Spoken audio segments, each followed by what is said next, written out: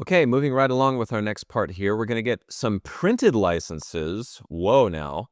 A meeting, letters, and section 104. We get this license from Frederick G. Williams. Now, this is a kind of a first for us in this church here, where we have licenses that are actually printed off and filled in as a form. They're not handwritten anymore. So this is sort of the first for this. It's signed by Joseph Smith and Oliver Cowdery, license for Frederick G. Williams. You also get another one for John P. Green, same form, same signatures. Sidney Rigdon adds his signature to this one as well. But kind of a big moment, a lot more official looking. We then get a letter from W. W. Phelps. This is published in the Evening and Morning Star, and the editorial, if you will, is entitled "The Outrage in Jackson County, Missouri." This is an open letter, and there was basically a fear of the church has been beat up. They've been driven out of Independence. They're over in Clay County now, but they don't want to go to witness in a courtroom because it would expose them and lead to more violence. That was the fear. So we get this from the historical introduction. On the 5th of February, 1834, Dunklin instructed Captain David R. Atchison, the leader of the Liberty Blues, a volunteer militia unit out of about 50 men, to protect Mormons who would testify at an upcoming grand jury hearing in Independence, presided over by Ryland. Dunklin, governor at the time, also dispatched Robert W. Wells, the state attorney general, to assist Reese at the hearing. On the 24th of February, 1834, the Liberty Blues escorted approximately a dozen Mormon witnesses into Independence. After waiting for 3 hours the following morning, the witnesses were informed by Wells and Reese that the grand jury were composed exclusively of such as had been concerned in the recent outrages, and that consequently it would be useless to prefer bills against such a jury. In other words, the jury was composed of Missourians who had committed the violence against the Mormons, and thus attempting to bring charges at that hearing would prove fruitless. The Missouri Constitution indicated that members of a jury were to be from the same area as the accused. The accused has the right to an impartial jury of the vicinage. This is unclear whether it was possible for Mormons to change the venue of the hearing. Eventually, the witnesses were escorted out of Independence. So basically, they were going to show up in court and be faced with all the people who beat the crap out of them. And they're not going to say like, yeah, you should do this. No, they're going to get away with it. So they escorted them out the building. So that's what they did. Further into this, we get, in the meantime, violence and malice against Mormons in Jackson County escalated. Several families who had been evicted in November of 1833 returned to their homes in February of 1834. On the 20th of February, 1834, a group of Jackson County residents attacked these individuals, threatening them with guns, beating several with whips and sticks, and informing them that they would lose their lives if they did not again abandon their homes. William W. Phelps wrote the letter featured here to inform church leaders in Kirtland of these developments. After Kirtland church leaders received this letter, Oliver Cowdery published it in the March 1834 issue of the Evening and the Morning Star.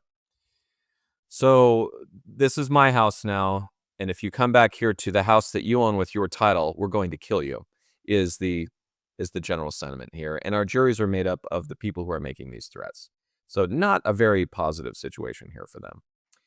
We do get a letter to the church in March 1834. This is the second letter in the series published in the Evening and Morning Star, which is mostly sort of doctrinal. The historical introduction for this letter says, according to this March epistle, transgression of God's law made it impossible for the transgressor to return to God's presence, except through Jesus Christ, who offered redemption through faith in the efficacy of his sacrifice and through participation in ordinances. The letter also stated that God revealed, quote, the whole plan of the gospel with its ordinances in all ages. Joseph Smith and the Kirtland leaders also exhorted the readers of this letter to improve themselves, especially in the face of growing persecution, and remain obedient to God's law. Joseph Smith and other elders responsible for writing this letter also expounded upon several other themes, including celestial glory and eternal life, the law of sacrifice, and continuing revelation. So that's the second letter in the series of 4. We do get some meeting minutes here from March 17th of 1834. It was held in Avon, New York, as part of the recruitment for Zion's camp. So Avon calling on this one. Yuck, yuck. The historical introduction for this says, The participants of the 17th March conference also discussed raising $2,000 to help church leaders in Kirtland pay off their debts. Although the minutes of the conference do not specify the source of the debts, they may have been related to the purchase of the Peter French farm in Kirtland in 1833, land that was to be the site of the house of the Lord. And it was an unsuccessful attempt. So further down we get, the conference also assigned Hyde to bring the funds to Kirtland. How much effort was devoted to fundraising in accordance with these assignments is not clear, but a 7th of April, 1834 letter from Joseph Smith to Hyde indicated that of the end of March, March 31, the goal of collecting $2,000 had not been met. And I will add, was never met, as we find in history. After this, we get a letter to Edward Partridge on the 30th of March, 1834. This one is another one held by the Huntington Library in San Marino, California. A gorgeous place to lay something to rest, I would add. They're gorgeous over there. Anyway, it is in the handwriting of Thomas Bullock. It is found in Oliver Cowdery's letter book, and the historical introduction to this letter says, from the end of February to the end of March 1834, Joseph Smith traveled to recruit individuals for the Camp of Israel expedition to Missouri. On the 28th of March, he returned to Kirtland, Ohio, and found that he had received several letters from Missouri church leaders, some of which were from members of the United Firm. Those letters, though no longer extant, seem to have discussed, among other things, the business of the firm, including its losses. The letters from Missouri must also have criticized Joseph Smith and other Kirtland church leaders, according to Joseph Smith. The letters contained sharp, piercing, and cutting reproofs, partially because of misspellings and grammatical errors that appeared in a published broadside of a December 1833 revelation, and partially because of the lack of financial support from Kirtland for Missouri church leaders. So you can't spell, you're not doing things right, and you're not giving us money. So pretty harsh. Further into this, we get, after spending the preceding day with his family and in the midst of attending to ecclesiastical affairs, Joseph Smith penned a reply to the Missouri leaders on the 30th of March, 1834. The letter featured here offers a glimpse into how the hardships of late 1833 and 1834 afflicted Joseph Smith and how he handled criticism. This letter exhibited Joseph Smith's frustration over their complaints, but also evinced his desire to forgive past transgressions for the sake of unity. In the letter, Joseph Smith also offered more information on the matters with which Phelps and others had found fault, bemoaned the persecution of the church was experiencing in both Missouri and Kirtland, and reported to the expected expedition of able brethren to Missouri. Specifically, he noted church members' lack of support in terms of both financial donations and individual volunteers for the contemplated expedition to Zion. Joseph Smith also suggested that though he intended to be part of the expedition, he had other matters to resolve before departing. In fact, it was not until the 9th of April, 1834, after the legal proceedings against Dr. Philastus Hurlbut, who had been charged with threatening to kill Joseph Smith, had successfully concluded that Joseph Smith finally determined to go to Zion. So he had a lot of crap that he had to deal with before he could move on. But the funny part is, and the really sad part maybe is, after all this effort, they might have never received it. So from the historical introduction, the letter further provided information on the advantage of employing Missouri Attorney General Robert W. Wells in the Mormons' legal suits on debts and finances in Kirtland, on the recent purchase of a printing press by Oliver Cowdery in New York, and the selling of Jackson County property. Though some leaders in Missouri wrote letters to Kirtland in the months following this letter, they did not specifically address this letter or its contents. Therefore, it is not clear if the men in the United Firm in Missouri received this letter. So, after all that effort, they might not have ever gotten it.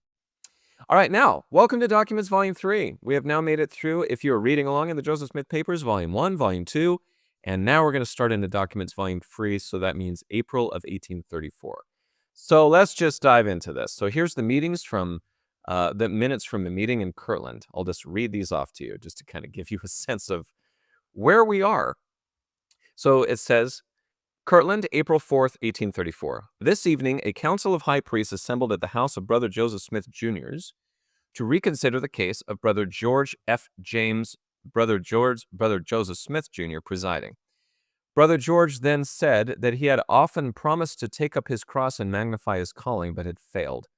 and ought to have written to Brother Joseph ere this time and given him the information that his pecuniary affairs calls his attention at home, which prevented his fulfilling the promise he had made to Brother Joseph in going out to proclaim the gospel.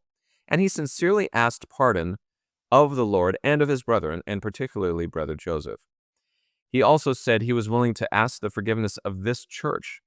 He said that relative to certain charges, which were that he had not attended meetings and had treated lightly some of the weak, etc., that he had attended meetings generally, and as for speaking to treating lightly any brethren because of his or her weakness, was foreign from his mind, and was that which he had never done, nor could ever find such principles in his bosom.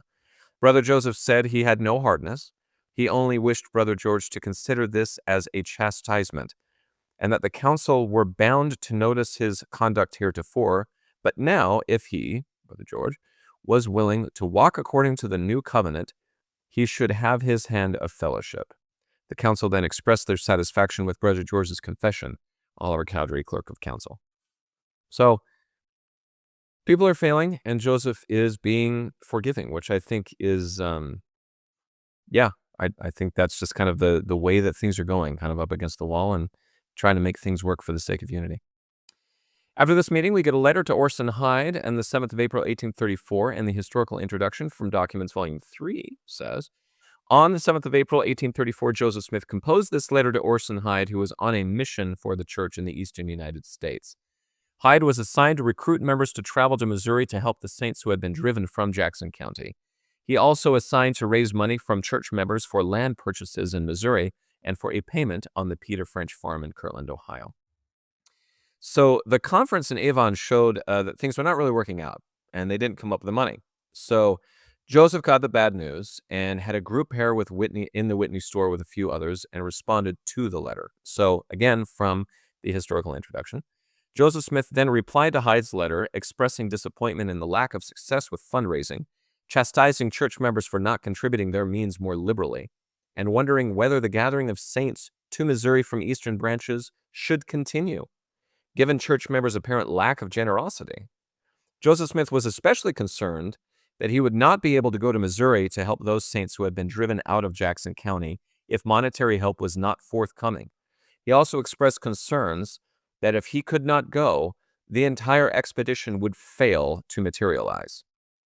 And it is also not clear if Orson Hyde ever received this letter, because we don't have any responses to it. So as they're I'm sharing these because this is all part of Zion's camp. As they're gathering things together, I find it interesting that Joseph's like, maybe we shouldn't do this. If we can't get people to get behind it, maybe we shouldn't do it at all. And I find that very interesting because the stories we abbreviate to say, yeah, we gathered people and went, but there was a lot of this preparation and stress that went along with it. After that, we get an order from Newell K. Whitney. So this is on April 18th, 1834. This is in the handwriting of Newell K. Whitney on a single piece of paper. There's an address on the back, and it reads, we owe $8,000, which must be paid by the 1st of September next. But if we can get $4,000 or $5,000 this month, I can pay our debts here and so much of our debts in New York that they will wait until September for the balance. And I also shall be able to purchase some goods this spring for to make my assortment more complete through the summer. At any rate, we must have $4,000 this month. The bearer hereof, Joseph Smith, Jr., is authorized by us to borrow from $1,000 to $8,000 and sign a note for the same in the name of N.K. Whitney & Co., which note we will hold ourselves bound to pay. April 18th, Kirtland, April 18th, 1834, N.K. Whitney & Co. Wow. So we've got to pay this debt is basically where they're at. I mean, just they're getting really squeezed here. We have minutes and a discourse from the April 21st, 1834 papers, which we get from the historical introduction. On the 21st of April, 1834, in Norton, Ohio, Joseph Smith presided over a conference of elders that focused on the necessity of redeeming Zion. This conference had a clear millenarian theme, with sermons indicating that Jesus Christ's second coming was near, and that the inhabitants of the earth needed to repent and gather to Zion in order to be saved. Joseph Smith and other participants explained that it was imperative for church members to assist the saints who had been expelled from Jackson County, Missouri, so Zion could be reclaimed and reoccupied. Such assistance could take two forms: volunteering to go with Joseph Smith and others on an expedition to Missouri, or donating money to provision those volunteers. Without such aid, Joseph Smith stated, Zion would not be redeemed, and all of the church would be persecuted and destroyed in like manner. Joseph Smith's journal notes that some few volunteered to go to Zion, and others donated $66.37 for the benefit of the scattered brethren in Zion. So they got something, but not much. For the rest of the conference, we get this. Joseph Smith also spake at the conference about some of the foundational events of the church, topics he rarely discussed in public, including the translation of the Book of Mormon and the revelation of both the priesthood of Aaron, or the lesser priesthood, and the high priesthood. This presentation of these topics largely followed the history he wrote in the summer of 1832. Sidney Rigdon then spoke on the necessity of redeeming Zion, the construction of the house of the Lord in Kirtland, Ohio, and the endowment of power that would come after the house was built. Before the conclusion of the conference, the participants conducted a trial of Thomas Tripp, a church member accused of improprieties with various women. After voting to exclude Tripp from the church, the meeting concluded with the blessing of children by Joseph Smith and the administration of the sacrament. According to Joseph Smith's journal, the conference was, quote, a glorious time. Probably not for Thomas Tripp, but a glorious time. So, the blessing of these children, I wanted to read this from the minutes. It says, Brother Joseph then laid hands upon certain children and blessed them in the name of the Lord. The sacrament was then administered by Brother S. Rigdon. So just to kind of say, like, not a whole lot there, but it's interesting that they sort of brought in children to be blessed from Joseph Smith. And it's very simple. Bless them in the name of the Lord. So, an interesting meeting. Some good, and then I guess they more or less excommunicated somebody, is what I'm reading there. Moving on, though, to section 104, and that'll be the end of this part of the episode. We get the earliest copy is once again another from the Hyde and Pratt Notebook of Revelations. It's in the handwriting of Orson Pratt. It's a very clean copy, and it ends with copied from the original by O. Pratt. We also get a copy in Revelation Book 2. This is the handwriting of Frederick G. Williams, which then changes to the handwriting of Orson Hyde. So toward him at the bottom of page 101, as it is in Revelation Book 2, is when the handwriting changes over. And then all the corrections to the text after that are in Orson Hyde's hands. And these are mostly, grammatical things or just clarifying language. Revelation Book 1 has a copy. It's in the handwriting of John Whitmer. Corrections by William W. Phelps and Joseph Smith. And this is what's really fun about this one. Most of the corrections, most of the additional languages here, are numbers. These numbers were written by the hand of Joseph Smith and probably indicated where to insert code words in the publication of the Doctrine and Covenants. So once again, Enoch is Joseph Smith, Shaniha, I believe, is Kirtland, and so forth. Those code words for places and people. So those were all done by the hand of Joseph Smith. This is section 98 in the original Doctrine and Covenants, and we also get a copy in the manuscript history of the church. So, introductions to it. We get Sec 104 written in somebody else's hand at the top of the earliest copy, along with April 23rd, 1834. That's all the introduction that you get. Revelation Book 2 says, Revelation given April 23rd, 1834, appointing to each member of the united firm their stewardship. Revelation Book 1 gives us the fancy revelation and a place date, just like you do. And the Doctrine and Covenants from 1835 says, Revelation given to Enoch concerning the order of the church for the benefit of the poor.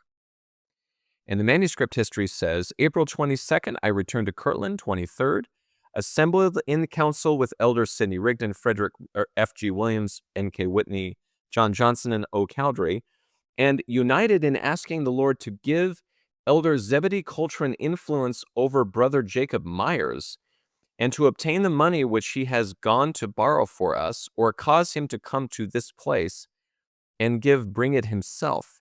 I also received the following revelation given to Enoch concerning the order of the church for the benefit of the poor, April 23rd, 1834.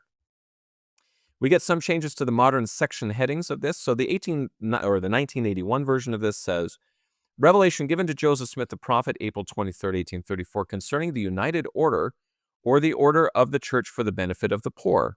History of the Church, Volume 2, by the way, pages 54 through 60. Now, the occasion was that of a council meeting of the First Presidency and other high priests, in which the pressing temporal needs of the people had been given consideration.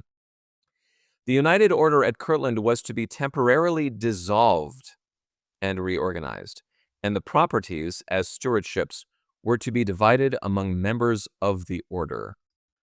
The current section heading from 2013 on says, revelation given to Joseph Smith the prophet at or near Kirtland, Ohio, April 23rd, 1834. Concerning the United Firm, see the headings to sections 78 and 82. The occasion was likely that of a council meeting of members of the United Firm which discussed the pressing temporal needs of the church. An earlier meeting of the firm on April 10th had resolved that the organization be dissolved. This revelation directs that the firm instead be reorganized. Its properties were to be divided among members of the firm as their stewardships. Under Joseph Smith's direction, the phrase United Firm was later replaced with United Order in the revelation. Those are those little code word changes that we're talking about. So those numbers that you put down. So I will say before we get too far further into this, so there's a lot of talk in modern church theology about how we can't live the law of consecration and it fell apart. I believe that what they're talking about is this moment when they say, hey, we're going to dissolve it, but reorganize it. And as you will shortly see, that was never really done. So what is done here more or less comes to an end here. So from the historical introduction, we get this. This 23rd of April, 1834 revelation contains instructions for the reorganization of the United Firm, which was formed in April of 1832 to manage the church's mercantile and publishing endeavors, and had served as an important administrative structure since that time. The firm consisted of three components. The first was N.K. Whitney & Co., a company originally formed in 1826 by Newell K. Whitney and Sidney Gilbert in Kirtland, Ohio. It functioned as the firm's mercantile branch in Kirtland. The second was Gilbert Whitney & Co., a company formed by Gilbert and Whitney after Gilbert moved to Missouri in early 1832. It served as the firm's mercantile branch in Missouri and operated Gilbert's store in Independence, Jackson County, Missouri. Third component was the literary firm, an organization of 6 men who managed church publications. The literary firm supervised W. W. Phelps & Co., the organization responsible for the church's printing operations in Missouri, and F. G. Williams & Co., the company in charge of the church's printing efforts in Kirtland. So that's what it is. Those are the three companies that are more or less going to be dissolved. Debts were mounting for the press at Independence, which was now destroyed. So even though the press was destroyed, they couldn't make any money off of it, but they had still gotten into debt to buy that press. So that was a major setback for them. And people were not participating like they should. They started calling things theirs and so forth, and sort of dissolved the spirit of what consecration should be. It wasn't ours or the church's or whatever. It's like, this is mine. Don't touch it. It's mine, right? So that was, I think what they mean by the covetous spirit is like, that belongs to me and I want yours too, sort of thing. So Joseph Smith was also putting together the Camp of Israel at the same time, and he didn't really know if he could do that with all the financial burdens that he was under. So I have to pay my debts. I can't really be leaving right now. What if they come after us or throw us in jail? So there was a lot going on. So the historical introduction continues after all this. Facing such problems, members of the Kirtland branch of the United Firm met on the 10th of April, 1834, and decided, quote, that the firm should be dissolved, and each one receive a stewardship or property to manage. This 23rd of April revelation provided firm members in Kirtland with these stewardships and declared that all things were God's and that the members of the firm needed to manage their stewardships wisely.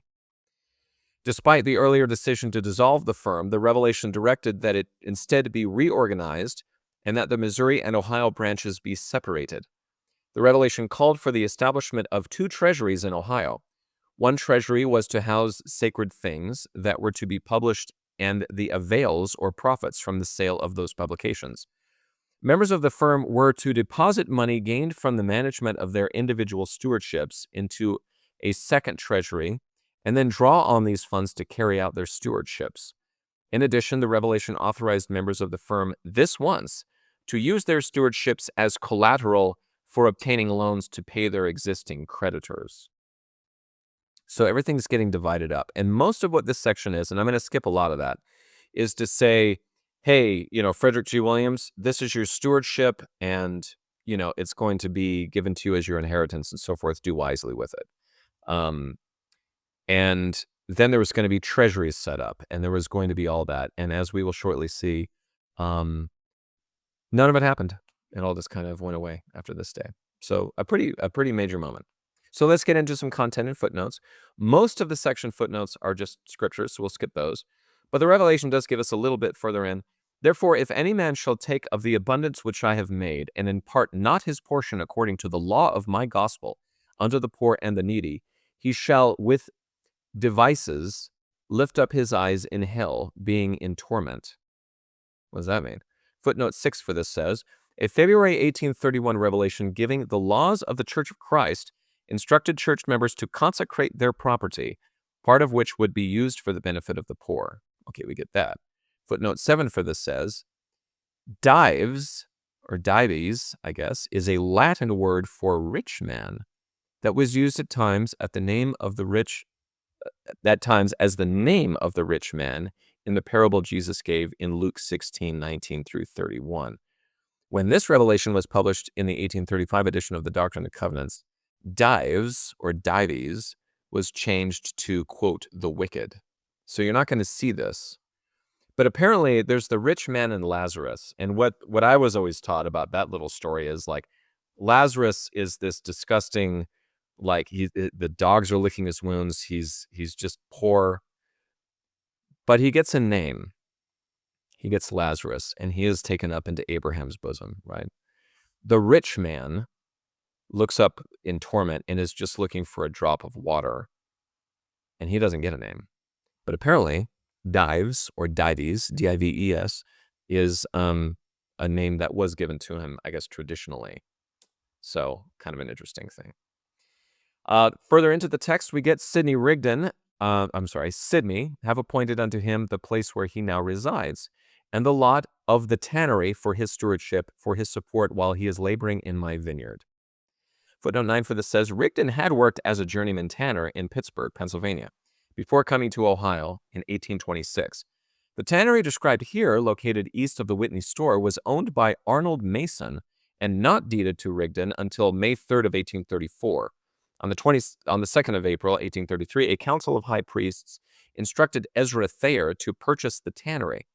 Although no records detailing any discussions between Thayer and Mason have been located, the two may have worked out the terms of the agreement in the time between that council and this revelation, because the revelation speaks about the tannery as if it were already owned by the united firm.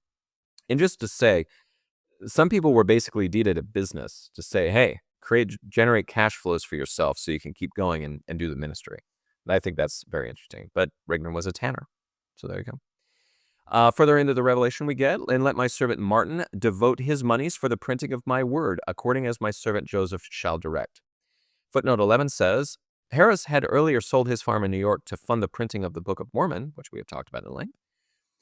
He was then told in an August 1831 revelation to be an example to the church by consecrating his money. According to his son, Harris gave $1,200 to the church thereafter, which Edward Partridge apparently used for land purchases in Jackson County, Missouri. On the 1st of May, 1834, Harris donated $100 to F.G. Williams & Co. for the printing office. And if you don't know, F.G. Williams & Co. is the name of the printing that did the original Doctrine and Covenants. So there you go. The text also says, also the lot upon which his father resides, and let my servant Frederick and Oliver have the printing office, and all things that pertain unto it, and this shall be their stewardship, which shall be appointed unto them. And inasmuch as they are faithful, behold, I will bless them, and multiply blessings upon them. Footnote 15 for this says, on September 11th, 1833, officers of the United Firm organized F.G. Williams & Co. as the firm that would oversee church publications in Kirtland, including church newspapers edited by Oliver Cowdery. In April 1834, the printing office was housed in the brick tavern purchased as part of the Peter French farm. But another structure was under construction west of the House of the Lord to contain both the School of the Prophets and the printing office. Further into this we get, and it is my will that he should sell the lots that are laid off for the building up of the city of my saints, inasmuch as it shall be made known to him by the voice of the Spirit, and according to the counsel of the firm, and by the voice of the firm. Footnote 17 says, Johnson deeded the lot for the house of the Lord to Joseph Smith on May 5th, 1834, and also sold lots to Oliver Cowdery on May 5th of 1834. The Kirtland plat prepared by church leaders in 1833 indicates that other lots were assigned or sold at some point to Johnson's son Luke and Joseph Smith's brother Hiram Smith, among others. And I was showing that to you earlier, like when you take a look at those three little buildings, there were these lots next door to them with their names on it. That's what they were assigned to have. More from this text we get, and again, let my servant Newell have appointed unto him the houses and lot where he now resides, and the lot and building on which the store stands, and the lot also which is on the corner south of the store, and also the lot on which the ashery is situated. And all this I have appointed unto my servant Newell for his stewardship, for a blessing upon him and his seed after him. Footnote 19 says, Newell K. Whitney constructed 2 houses on a 1-acre lot purchased from Peter French on the northwest corner of the intersection of Chardon and Chillicothe streets, or roads, in Kirtland. The first house, called the Red Store, was constructed around 1822, and the second house, where Whitney's family resided in 1834, was built around 1824 behind the Red Store. And what did Joseph get? What did Joseph Smith get? Well, the Revelation says this. And again, let my servant Joseph have appointed unto him the lot which is laid off for the building of my houses, which is 40 rods long and 12 wide, and also the farm upon which his father now resides.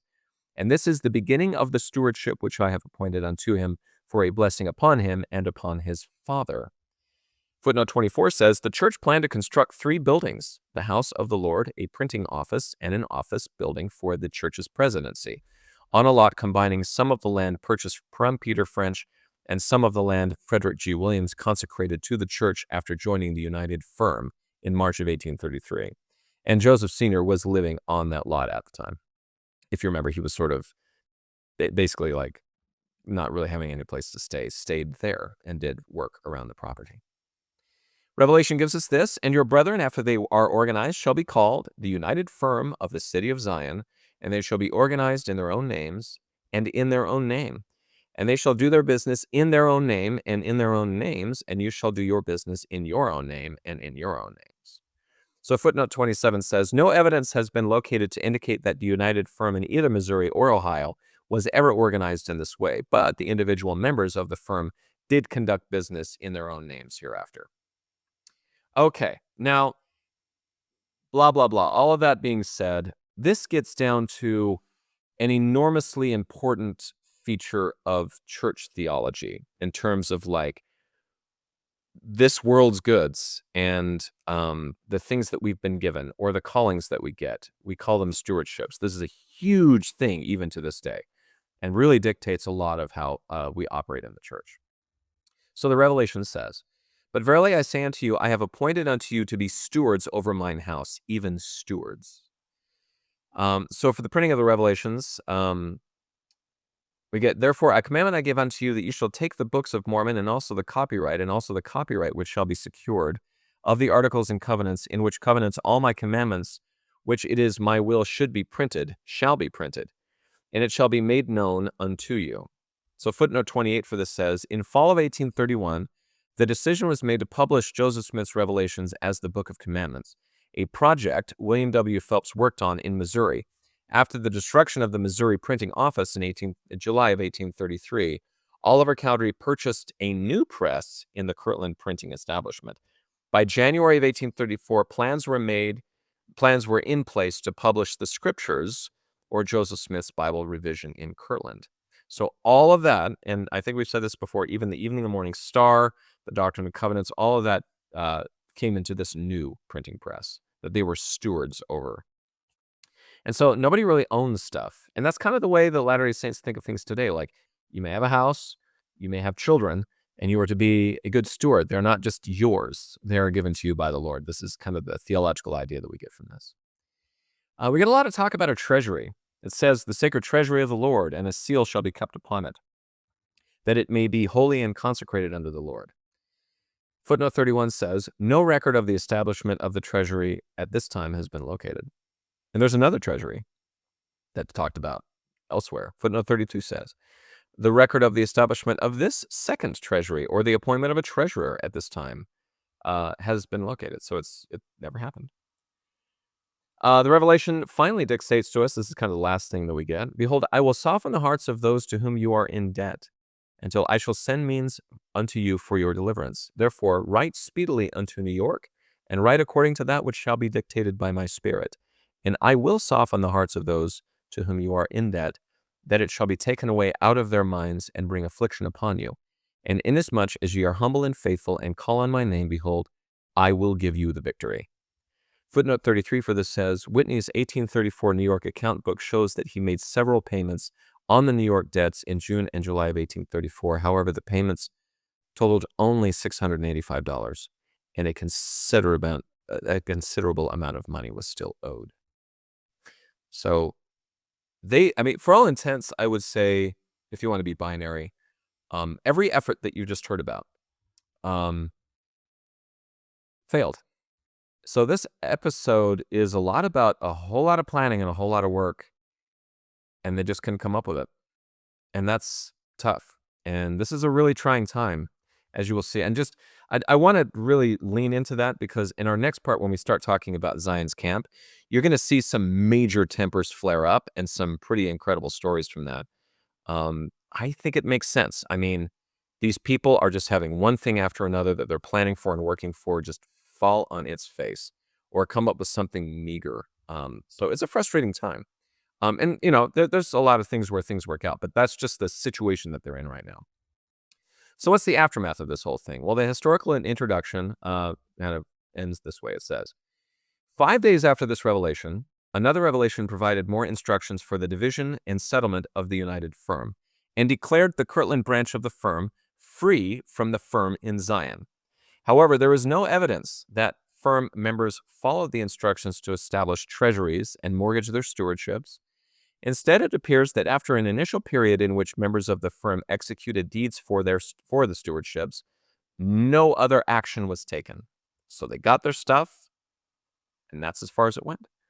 It may be that the expedition to Missouri, which resulted in Joseph Smith's absence from Kirtland from early May to late July 1834, distracted church leaders from implementing the instructions immediately.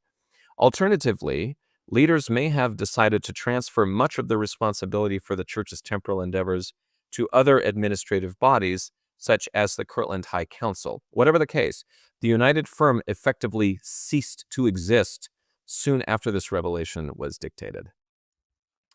So that's as far as we go and no further for the United Order and for this traditional form of the law of consecration. Now, I would argue a lot of Latter-day Saints kind of say like, we just don't do consecration anymore. Not so. We're not doing united firm stuff, or doing deeds and stewardships and, consecrations, yes, but inheritances. That form of things is no longer the case and ends here.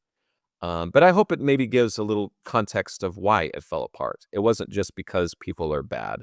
There was a lot of things going on that caused this to dissolve, and they counseled together and came up with that as the best answer to the problem. So that's it for part 3. In part 4, we're going to be talking about Zelph. We're going to be talking about the actual Zion's camp and a few letters to Emma Smith, and we're going to cap it all off with section 103 of the Doctrine and Covenants. So stay with us.